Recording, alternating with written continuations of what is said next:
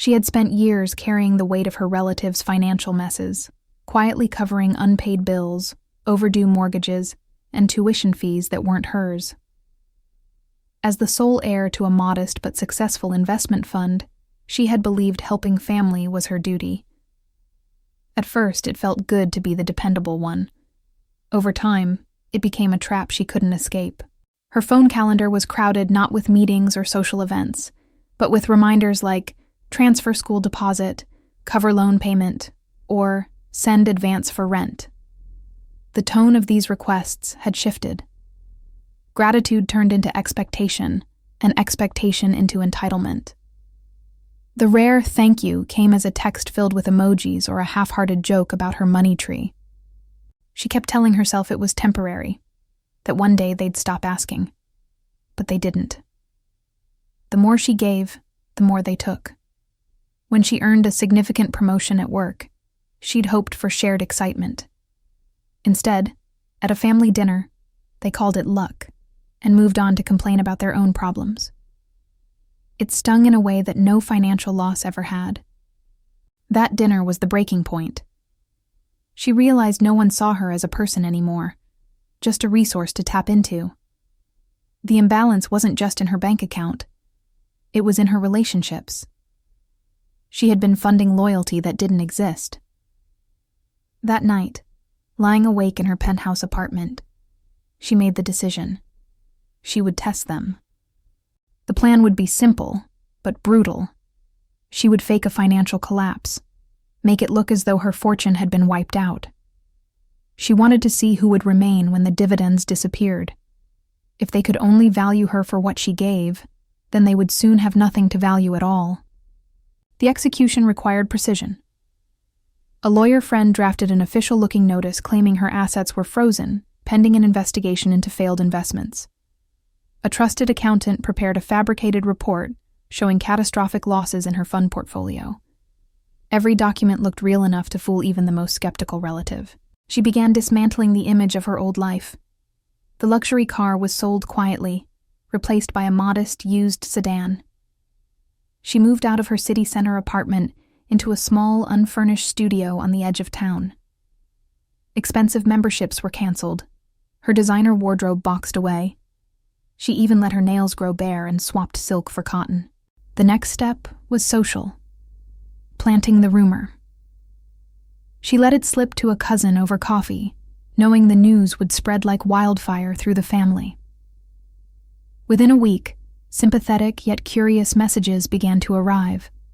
Some sounded supportive, others hinted at schadenfreude, their concern thinly veiled under questions about what had gone wrong. She responded sparingly, never denying the story. Instead, she let them fill in the gaps, adding details she never provided. A series of bad trades became reckless gambling.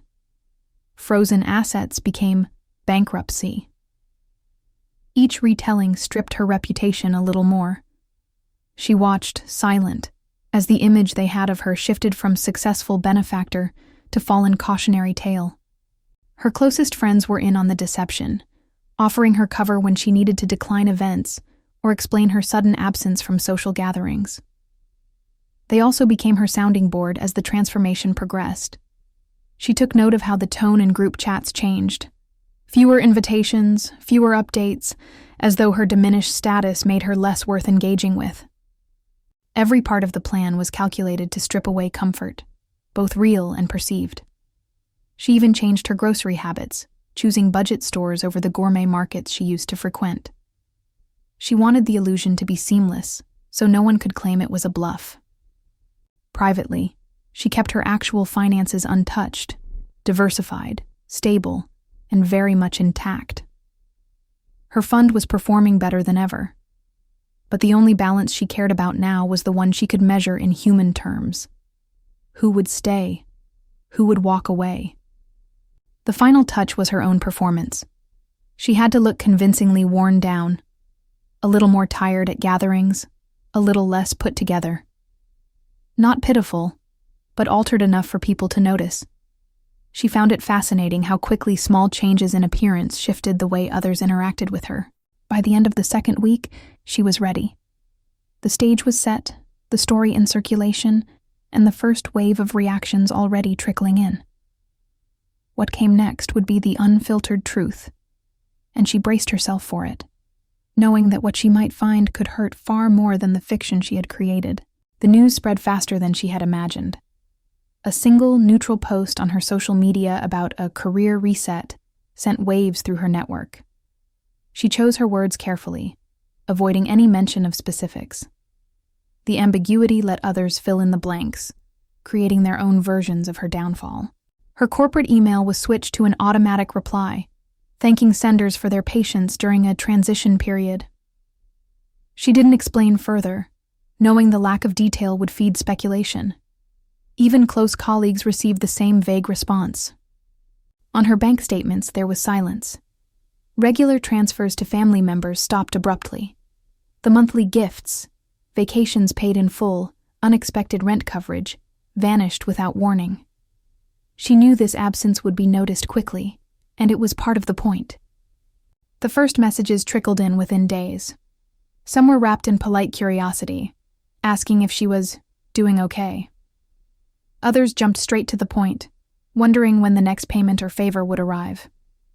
She replied sparingly, neither confirming nor denying anything. She began creating small opportunities for people to show genuine care.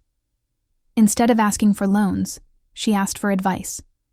How to manage a career pivot, how to adjust to a smaller living space. The responses varied, often lukewarm, sometimes absent entirely. One weekend, she called a cousin to suggest postponing a family trip she'd already paid for months ago. She didn't mention refunds. The cousin's voice carried disappointment, but no offer to help salvage the plan. She made note of the reaction. She hinted to another relative that she might need temporary work or storage space for boxes during a move. The request was modest, but it revealed more than she expected. Excuses flowed. Tight schedules, lack of space, vague promises to check back later. Every interaction was logged in her mind. She wasn't looking for grand gestures, only simple signs of human connection. The absence of these signs spoke louder than any insult could have. Among the noise, she sent one quiet, deliberate message. It was to her second cousin, a woman she had always considered quiet and unassuming. She asked if, in the event of an emergency, she could care for her aging dog for a couple of weeks. The reply came swiftly and without hesitation. Yes. No questions about the situation, no conditions. Just agreement and a warm assurance that the dog would be safe. It was the first spark of genuine kindness she had felt since starting her plan. As the days passed, her social circle visibly shifted. Invitations dwindled. Messages that once arrived daily now came every few days, and often with a transactional undertone. It was as if her perceived value had dropped alongside her supposed net worth. She noticed the change in family chat groups, too. Where she had once been tagged in conversations, she now saw threads continuing without her input. Plans were being made, but she was no longer part of them. In public, she kept her head high, maintaining the illusion. At the grocery store, she carried a basket instead of pushing a cart. At cafes, she ordered tea instead of elaborate coffee drinks. Small details that, when noticed, would seem like subtle signs of a tightened budget. One afternoon, she received a message from an aunt, half-jokingly asking if she had finally joined the rest of them in the real world. She smiled at the intended jab, knowing it was another small piece of evidence in her growing collection. The lack of regular financial support stirred discomfort in some relatives. A brother-in-law sent a message reminding her of how much she had helped in the past, and how it would be a shame if that stopped now. She didn't answer. Some reactions were less direct but equally telling. People she hadn't heard from in years suddenly resurfaced, framing their outreach as concern but quickly steering the conversation toward their own needs. Through it all, she kept her focus steady. This was not about punishing anyone yet. It was about gathering truth, seeing the raw outlines of her relationships without the paint of her generosity. The cousin who had agreed to watch her dog sent a photo one morning, the animal happily curled up on her couch. It was a simple gesture, but it felt grounding. Amid the erosion of so many connections, this one small act held weight. By the end of the month, the experiment had moved from theory to reality. She no longer needed to guess who valued her presence and who valued her purse. The patterns were emerging clearly, and they were sharper than she had expected. Every unanswered message, every deflected request, every subtle exclusion went into the invisible ledger she kept in her mind. The numbers in that ledger mattered more now than anything on a bank statement. She had set the stage. Now she would watch closely to see who stayed when the wealth was gone, and who disappeared along with it. The reactions arrived with unsettling predictability. Her older brother sent a lengthy email outlining financial literacy principles, as if she had never managed her own accounts. Hidden between the lines was a subtle message. He would no longer invest his time in her problems. She read it twice, noting how quickly guidance replaced genuine empathy. There was no offer of help, no acknowledgement of what she might be going through, only a detached lecture from someone who had benefited from her generosity for years.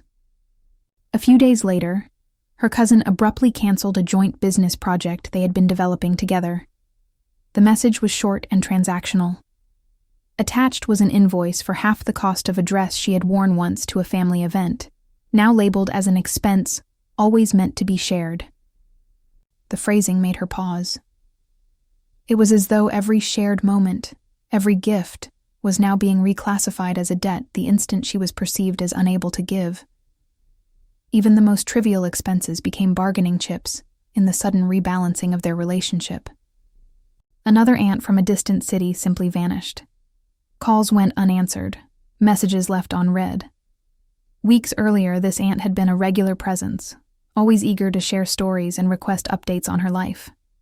Now, silence replaced familiarity. In contrast, the quiet cousin she had trusted before appeared one afternoon without announcement.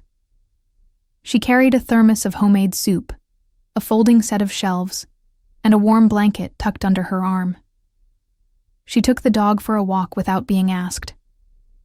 The cousin did not stay long. She placed the soup in the fridge, set up the shelves in the cramped corner of the studio, and gave a small nod before leaving. There were no probing questions, no awkward comments about the situation. Just presence. The simplicity of that visit lingered in her mind. It stood in stark opposition to the storm brewing elsewhere in the family. That one act of quiet kindness became an anchor amid the unraveling web of relationships. Meanwhile, the demands from others escalated. One relative requested the return of gifts given years ago, framing it as a matter of fairness. Another sent a calculated list of emotional damages, supposedly caused by the cancellation of a prepaid vacation. There were even offers of financial help, but under conditions.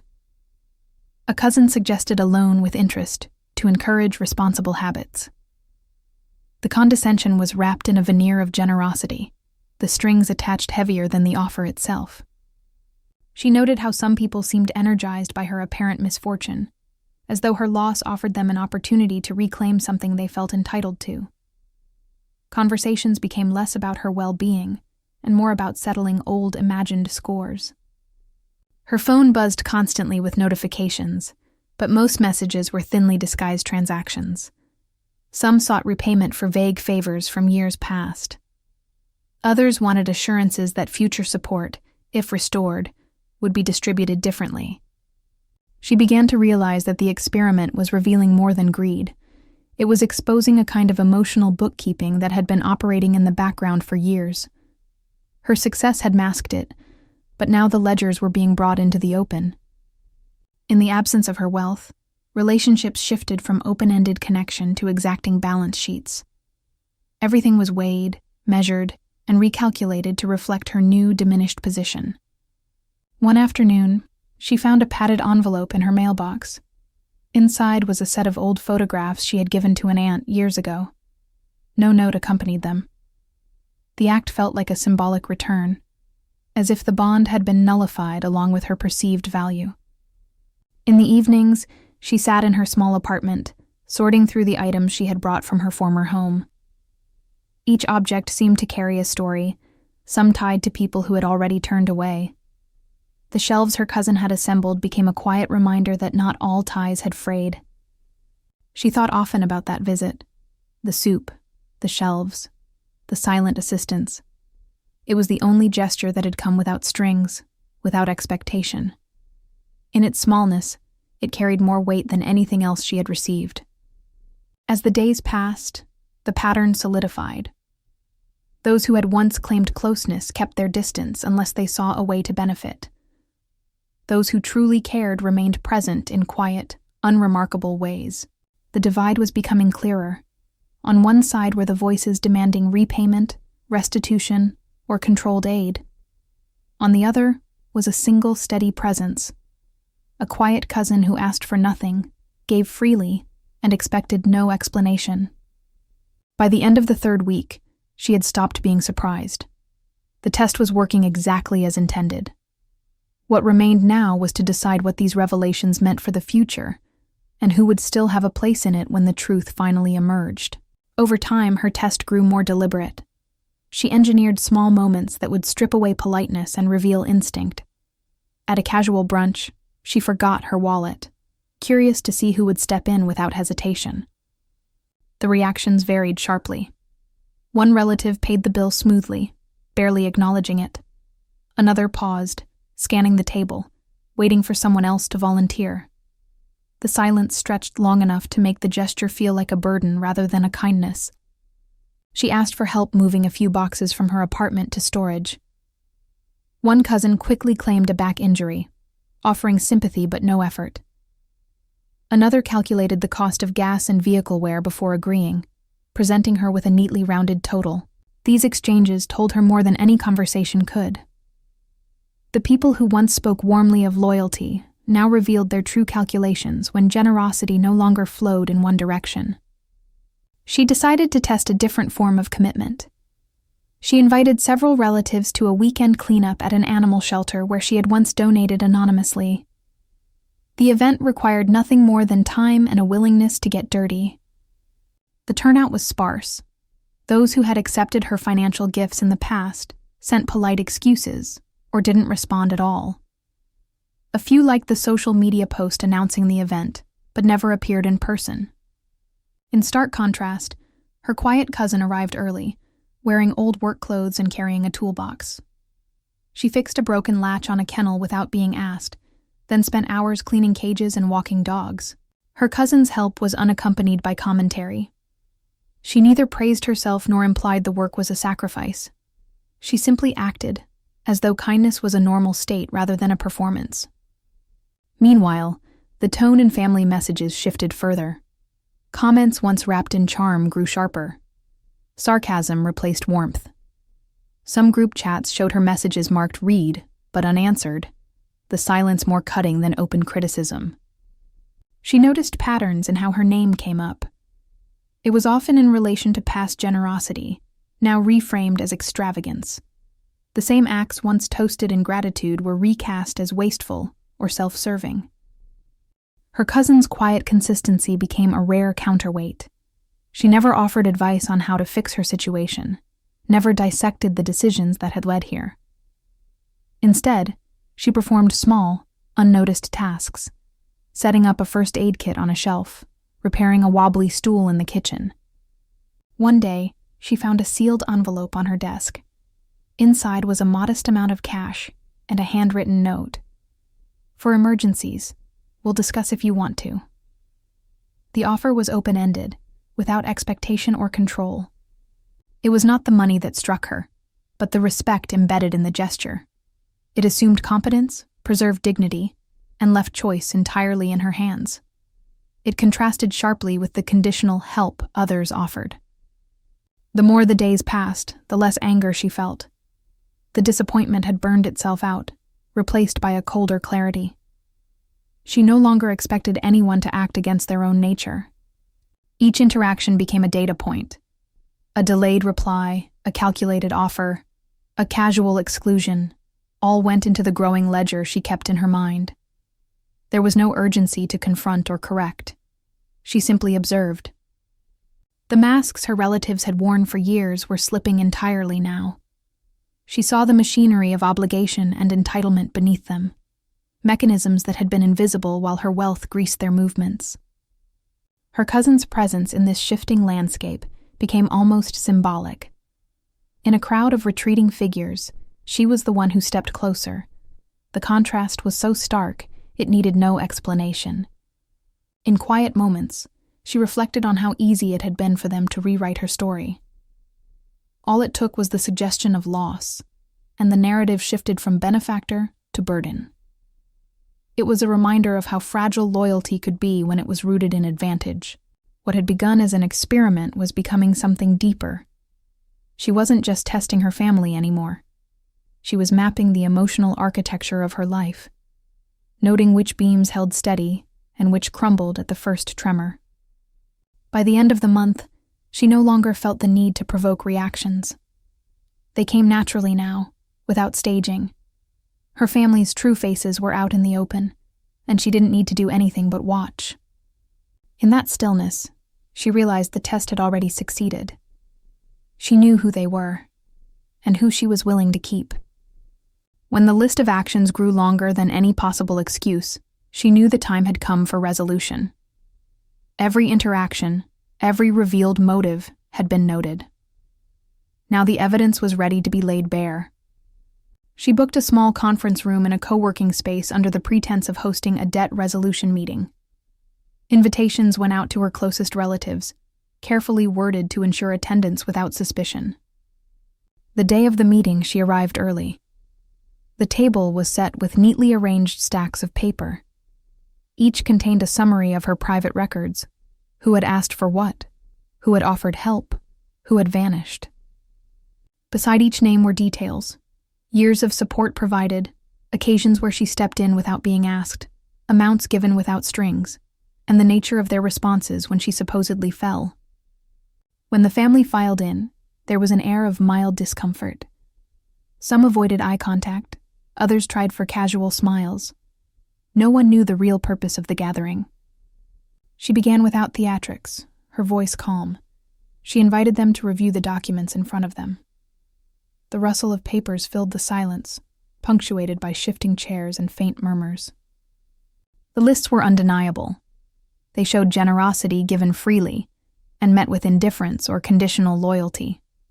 They showed moments of need, met with either kindness or cold calculation. After a deliberate pause, she spoke the truth. The collapse they had believed in never happened. The fund was untouched. Her personal assets were secure. The entire scenario had been a test. The revelation landed unevenly. Some stared at her in shock. Others frowned as if calculating what this meant for them now. A few tried to mask their reactions entirely. She explained that all of it was legally reinforced. The trust she had established a year earlier had been rewritten.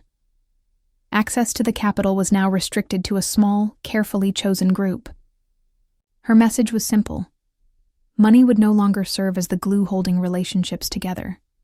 Those bonds, if they existed, would need to be built on something else. For those who had been demanding, dismissive, or indifferent, there were formal letters on the table. Each one ended any future financial support and terminated shared projects. The language in those letters was concise, professional, and final. There was no anger in the words, only clarity. The decisions were not open to negotiation. When she turned to her quiet cousin, she handed over a separate folder. Inside was documentation naming her as the director of the fund's charitable initiatives. Alongside that role came a set of keys to a small country home, already transferred fully into her name, and a scholarship for education she had once been too shy to request. The cousin's eyes widened, but she said nothing. Gratitude was conveyed in a steady nod, the same quiet acknowledgement that had marked all her acts of kindness before. Around the table, reactions varied. Some relatives shifted in their seats, clearly unsettled. Others leafed through their letters with tight expressions. The weight of finality was beginning to settle in. A few attempted to protest, framing their past actions as misunderstandings. She listened politely but made no move to alter the outcome. The experiment had been thorough. The results were not in dispute. There was no sense of triumph in her tone, only the calm certainty of someone who had seen the truth and could no longer unsee it. She was not punishing. She was protecting. The atmosphere in the room grew heavy. Small talk died away. Each person seemed to be processing both the loss of financial support and the unflattering reflection of their own behavior. When the meeting ended, some left quickly, avoiding her gaze. Others lingered, perhaps searching for a softer explanation that would undo the hard edges of what they had just learned. She packed the remaining papers into her bag, leaving nothing behind. The room was exactly as it had been before they arrived, except for the weight of new realities that followed them out the door.